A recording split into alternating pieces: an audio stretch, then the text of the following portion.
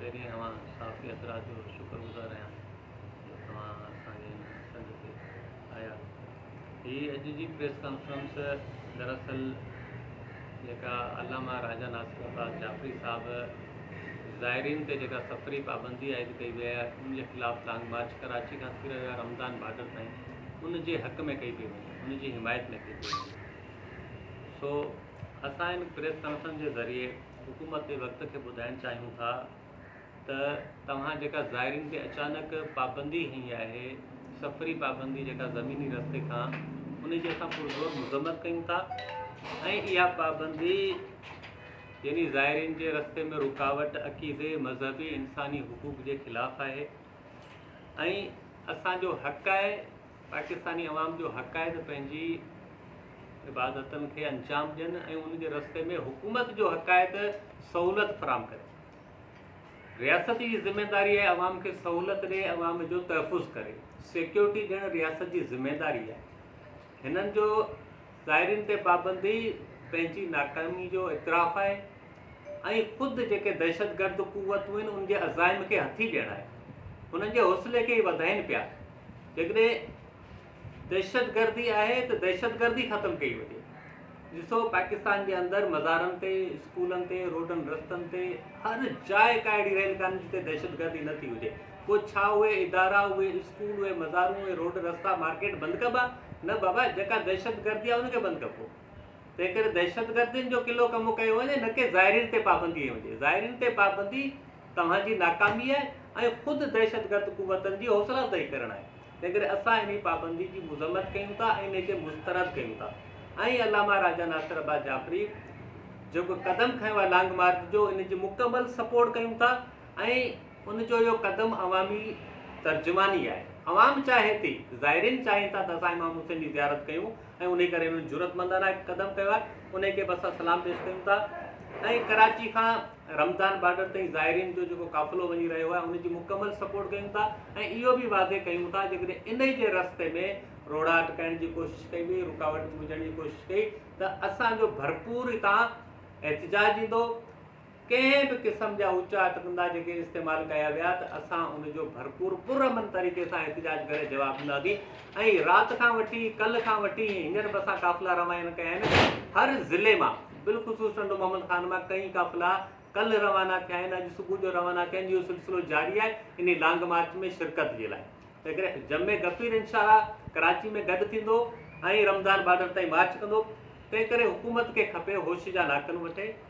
अवाम जी राय इहा आहे त असांखे ज़ियारत करणु ॾिनी वञे, इहो असांजो मज़हब जो मसइलो आहे, असांजे अक़ीदत जो मसइलो आहे, इहा असांजी मज़हबी आज़ादी आहे। इहा रुकावट असांजी मज़हबी आज़ादी जे मथां कदगन लॻाइण आहे, उन में रुकावट विझणु आहे। तंहिं करे कंहिं बि सूरत में असां इहो क़बूल कोन कंदासीं। इंशाअल्लाह पाकिस्तानी पूरी अवाम लखे ज़ाइरीन वञनि था हितां, उन्हनि खे इजाज़त ॾिनी वञे, बॉर्डर खोलिया वञनि, इन्हनि जी भलाई इन में आहे। बाबा माण्हू अहिड़ा क़दम खणंदो आहे जेको अवामी सपोर्ट हासिलु करे। हर रियासत चाहे थी, हर हुकूमत चाहे थी त अवाम जी सपोर्ट हुजे। अवाम जी सपोर्ट कॾहिं मिलंदी जॾहिं तव्हां अवाम जे हक़ में फ़ैसिला कयो न। जेकॾहिं तव्हांखे अवाम मैंडेट ॾिनो आहे तव्हांजे बकोल, तव्हां वटि मैंडेट आहे त पोइ अवाम जी राय जो त एतिराम कयो न। जेकॾहिं अवाम जी राय जो एतिराम नथा कयो, जो मक़सदु आहे तव्हां वटि मैंडेट कोन्हे, तव्हां इलेक्टेड कोन आहियो, पोइ सिलेक्टेड आहियो। जेकॾहिं अवामी नुमाइंदा हुजो हा त इहे रुकावटूं न विझो हा। जेकॾहिं अवामी नुमाइंदा पाण खे साबित करणु चाहियो था ऐं हुकुमरान साबित करणु चाहियो था त पोइ पाबंदियूं ख़तमु कयो। जेकॾहिं हिन मुल्क जे अंदरि जेका अफ़रा तफ़री आहे इन खे ख़तमु कीअं कंदा? पुरअमन तरीक़े सां माण्हुनि जा मुतालबात मञो। असांजो जाइज़ मुतालबो, असांखां वॾी घुर कई आहे। ही सालनि सदियुनि खां क़ाफ़िला वञनि पिया, का अॼु नई ॻाल्हि आहे। असां पहिरें दफ़ा पिया हिननि बॉर्डरनि तां क्रॉस कयूं, सालनि सदियुनि खां लखे ज़ाइरीन वञनि पिया, पर अॼु ॾींहं ताईं को अहिड़ो मसइलो ख़ासि पेश कोन आयो आहे। तंहिं करे असांजी कंहिंसां बि का दुश्मनी कान्हे का, पर असां पंहिंजो हक़ु चाहियूं था। असांजो हक़ आहे त इमाम हुसैन जी ज़ियारत ते असांखे रुकावट न विधी वञे ऐं इहो असांजो आइनी क़ानूनी अख़लाक़ी हक़ आहे। इंशाअल्लाह इहो असां हक़ हासिलु करण जे लाइ जदोजहद करे रहिया आहियूं ऐं कराची खां रमज़ान बॉर्डर में जमे गफ़ीर अल्लामा राजा नासिर अब्बास जाफ़री जी क़यादत में निकिरंदो। इंशाअल्लाह आउं सम्झां थो हुकूमत खे जेकॾहिं थोरो घणो होश आहे ऐं जेकॾहिं अवामी भलाई चाहे थी त इहे रुकावटूं ख़तमु कंदी। महिरबानी।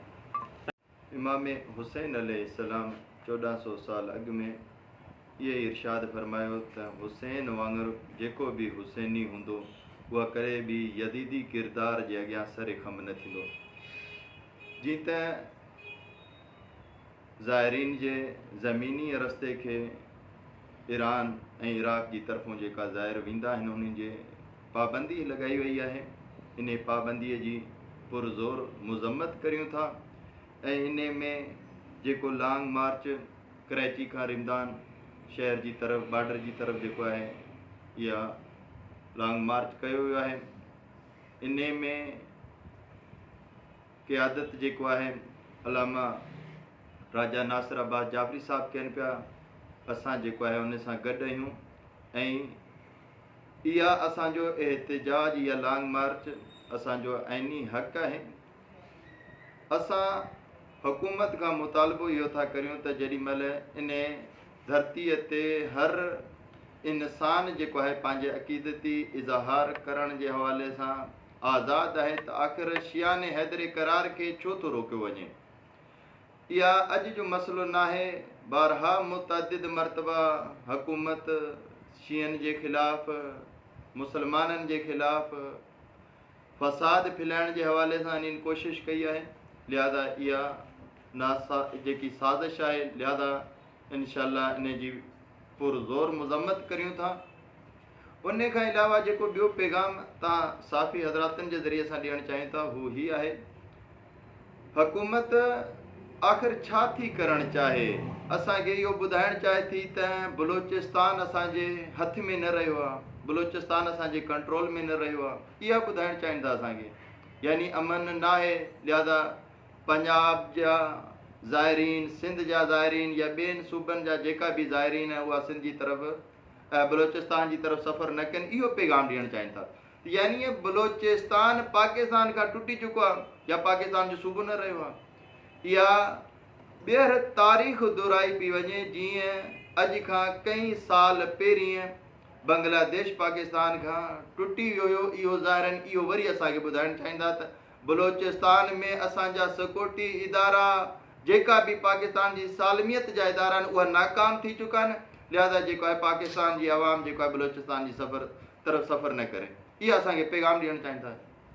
लिहाज़ा अगरि सिक्योरिटी इदारा या जेका बि अमनियत मुल्क जी सलामतीअ जे हवाले सां इदारा आहिनि आख़िर पघार पाकिस्तान जो बैतुल माल मां पिया वठनि, छो नथा पाकिस्तानी आवाम खे जेको आहे सिक्योरिटी ॾेई सघनि था। लिहाज़ा इन हवाले सां असां इन्हनि सां इहा ई तक़ाज़ा करियूं था त असां ज़ाइरीन इमाम हुसैन अलैहिस्सलाम जे लाइ इहा राह खुलियो वञे। ज़ाइरीन खे जेको आहे ज़ियारत इमाम हुसैन अलैहिस्सलाम खां बहिरमंद थियणु ॾिजे। ऐं इहा भुल आहे हुकूमत जी या असांजे इदारनि जी त ज़ाइरीन इमाम हुसैन अलैहिस्सलाम खे रोकी वठंदासीं, न कॾहिं बि न थी सघंदो। छो त इहा अक़ीदती मसइलो आहे। इहा अॼु जे दौर जी न आहे बल्कि इहा यज़ीदी ज़माने खां इहा हलंदो अचे ऐं ज़ाइरीन खे रोकियो वञण जी साज़िश कई वई आहे। केॾी महिल जेको आहे ज़ाइरीन जे बदन जो हिसो कटियो वियो पर तॾहिं बि ज़ाहिर इमाम हुसैन अलैहिस्सलाम करबला वेंदा हुया। कॾहिं जेको आहे हिकु हिकु फर्ज़ंद हिकु हिकु बचिड़ो क़ुर्बान कराए, हुकूमत जी तरफ़ों इहा साज़िश हूंदी हुई त हिकु बचिड़ो पुटु क़ुर्बान कराए, तंहिंखां बाद में जेको आहे ज़ियारत इमाम हुसैन अलैहिस्सलाम जे लाइ।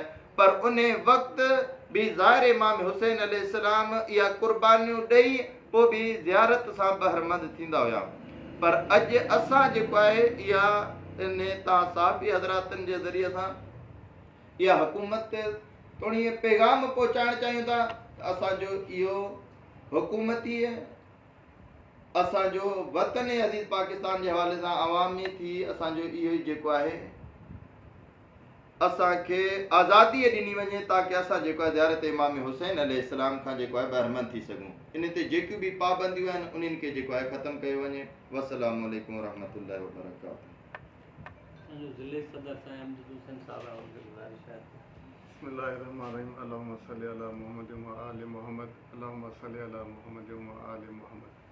कॉन्फ्रेंस जो मक़सदु जेके ज़ाइरीन इमाम हुसैन अलैहिस्सलाम जेके ज़मीनी रस्ते सां ज़वारी ते वञनि था उन ते हुकूमत जेके कदगन लॻाई आहे उन जे ख़िलाफ़ बि प्रेस कॉन्फ्रेंस आहे। ऐं असां ॿुधाईंदा हलूं त कंहिं बि रियासत जी उहा ज़िमेवारी आहे त हू जेके उते जा शहरी आहिनि उन्हनि खे पुरअमन माहौल जेका मुहैया करे।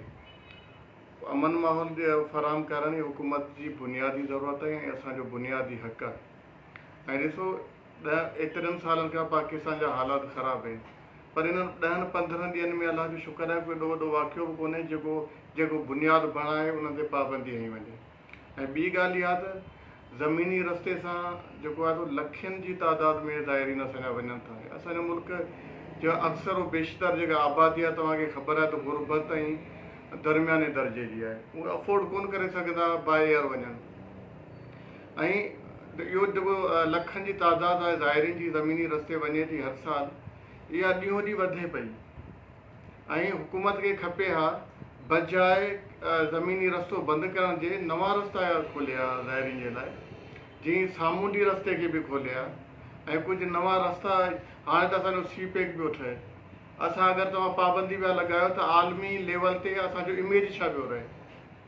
अगरि अॼु असांजो पुरमन जेको वञे पियो मार्च, इहो लाज़मी आहे आलमी मीडिया कवर कंदी। छा असां आलमी लेवल ते जेको पंहिंजो इमेज इहो ॿुधाईंदासीं त असांजा जेके सी पैक जा रस्ता आहिनि उहे ग़ैर महफ़ूज़ आहिनि। अगरि उहे ग़ैर महफ़ूज़ आहिनि त पोइ हिकिड़ो तव्हां चंद 100 किलोमीटर जो जेको रस्तो आहे उनखे तव्हां पुरमन नथा ठाहे सघो त पूरो जेको सी पैक जेको पाकिस्तान जे शुरू खां वठी आख़िर ताईं, मशरक़ खां वठी मग़रिब ताईं वञे थो, त छा उनखे तव्हां पुरमन कीअं बणाए सघंदव। ऐं जेका ज़ाइरीन इमाम जाफ़र सादिक़ अलैहिस्सलाम जो कौल आहे त उन में कंहिं साहबी उनखां पुछो त असां ज़ाइरीन जेके वञूं था असांखे रस्ते में मुश्किलात आहिनि। इमाम जाफ़र सादिक़ उनखे फरमायो अगरि मुश्किलात आहिनि तॾहिं बि ज़वारी करणु तव्हां ते लाज़मी आहे, तव्हां हुनखे रोके नथा सघो। हीउ ॾिसो को सियासी कोन्हे मामिलो, हीअ असांजे अक़ीदतनि जो मसइलो आहे, हीअ असांजो अक़ीदो आहे, असांजो ईमान आहे। ऐं तव्हां केतिरियूं बि हुन ते पाबंदियूं हणंदा, पर इहो हुकूमत जे वक़्त खे अदा ॿुधाइनि था चाहिनि त कॾहिं बि ज़वार जेके आहिनि असांजा जेको मौलायत आहे असांजो पुरमन इलाइक़ो आहे, पर असां हुन में रुकबासीं न। इहे जेके कद खन लॻाया विया आहिनि इहे हींअर खां कोन्हे लॻाया विया, 1400 सालनि खां लॻंदा पिया अचनि। पर छा कॾहिं असांजी रुकी आहे ज़वारियत? कॾहिं बि न, कॾहिं बि न। जॾहिं इहे रस्ता बंदि हुआ, मुश्किल हालातनि में ख़ुदकश हमला हुआ, तॾहिं बि ज़वारनि जो रस्तो कोन रोकियो वियो। ऐं हाणे त बलोचिस्तान जा असां उन्हनि लाइ माण्हुनि जो बि असां शुक्रियो अदा करियूं था जिन्हनि राजा नासिर अब्बास जाफ़री जी जॻह अलामा राजा नासिर अब्बास जाफ़री उनजे फ़ैसिले खे न सिर्फ़ु उनजी हिमायत कई आहे पर उनजो ख़ैर मक़दम कयो आहे। उन्हनि ख़ैर मक़दम करे बलोचिस्तान जे माण्हुनि इहो ॿुधायो आहे त असांजो इलाइक़ो पुरमन आहे। असां सम्झूं था त जेको हीअ हुकूमत जो फ़ैसिलो आहे इहो इनखे जेको ढाल ठाहियो आहे त अमन जो मसइलो अमन जी ख़राबी जो मसइलो आहे, पर असां सम्झूं था त इहो आलमी एजेंडा जो मसइलो आहे। कंहिं आका खे ख़ुशि करण जे लाइ इहो फ़ैसिलो कयो वियो आहे। तंहिं करे असां हिन फ़ैसिले जी मज़म्मत करियूं था। कल्ह बि असांजा काफ़िला साईं जी जिन ॿुधायो त उहे हुते पहुची चुका आहिनि। अॼु बि काफ़िला रवाना थी रहिया आहिनि ऐं पूरी सिंध न बल्कि पूरे पाकिस्तान मां काफ़िला कराची पहुची रहिया आहिनि। इहो पुरअमन मार्च इंशाअल्लाह रमज़ान बॉर्डर जेको आहे उन ताईं पहुचंदो ऐं उन असां मुतालबो था करियूं त जेको आहे बॉर्डर खोलियो वञे उन्हनि जो जेको आहे। ऐं न सिर्फ़ु बॉर्डर खोलियो वञे, इहे जेके इलाही वञनि पिया असांजा काफ़िला हिननि खे हिननि जी सिक्योरिटी जो प्रोवाइड कई वञे हिननि खे। ॿी सूरत में अगरि असां वॼाई काफ़िला न खोलिया विया त पोइ जी क़ाइदीन जो असांखे हुकुम थींदो। असां इनशाअल्लाह पंहिंजे एहतिजाज जे दायरे खे अञा बि वसी कंदासीं ऐं असां वरी हिकु दफ़ो ॿीहर शुक्र अदा करियूं था तमामु साफ़ी बिरादरान जो ऐं उनखे अलावा उन्हनि तंज़ीमनि जो, उन्हनि दोस्तनि जो जिन्हनि असांजी हिन तहरीक जो जेको आहे सो उन्हनि जो ख़ैर मक़दम कयो आहे, उनजी हिमायत कई आहे ऐं उन फ़ैसिले जी असां मज़म्मत करियूं था जेका हुकूमत लॻाई आहे ऐं जेके उन्हनि जे विच में सहूलियतकार आहिनि। वस्सलामु अलैकुम वरहमतुल्लाह।